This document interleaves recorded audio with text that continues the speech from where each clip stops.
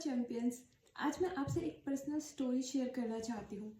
कुछ साल पहले ना मेरी लाइफ में एक ऐसा इंसिडेंट हुआ जिसने मुझे मेंटली डिस्टर्ब करके रख दिया।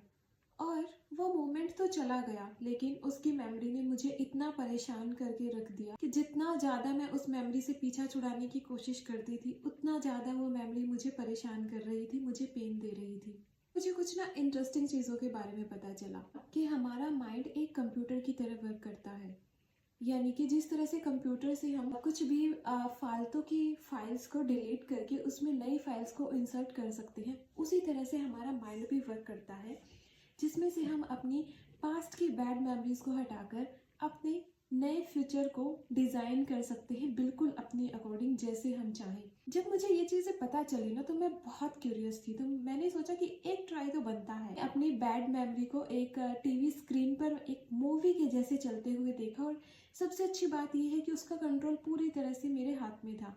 यानी कि हमारी मेमोरी का रिमोट कंट्रोल हमारे हाथ में होता है।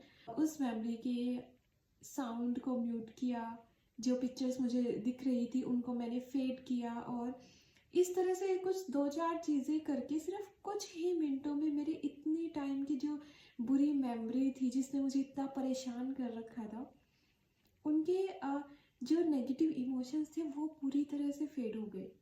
तो इस तरह से एनएलपी में कुछ टेक्निक्स होती हैं जिसकी वजह से हम अपनी बैड मेमोरी को रिफ्रेम करके एक नई मेमोरी वहाँ सेट कर सकते हैं, जैसी हम चाहते हैं, जहाँ हमें खुशी मिलती है, सुकून मिलता है, या जैसा हम फ्यूचर अपना देखना चाहते हैं वैसा हम डिज़ाइन कर सकते हैं। हमारे पास बचपन से लेकर अभी तक ना जाने कितनी हज़ारों ऐसी मेमोरीज होती हैं जो हमें आज भी परेशान कर रही होती हैं, जिनसे हम छुटकारा पाना तो चाहते हैं, लेकिन कोई रास्ता मिल नहीं रहा कि कैसे हम इन मेमोरीज से खुद को फ्री कर सकते हैं। अगर आप भी चाहते हैं अपनी बैड मेमोरीज को परमानेंटली हटाना, तो आप लिखिए कमेंट बॉक्स में memory and I will guide you.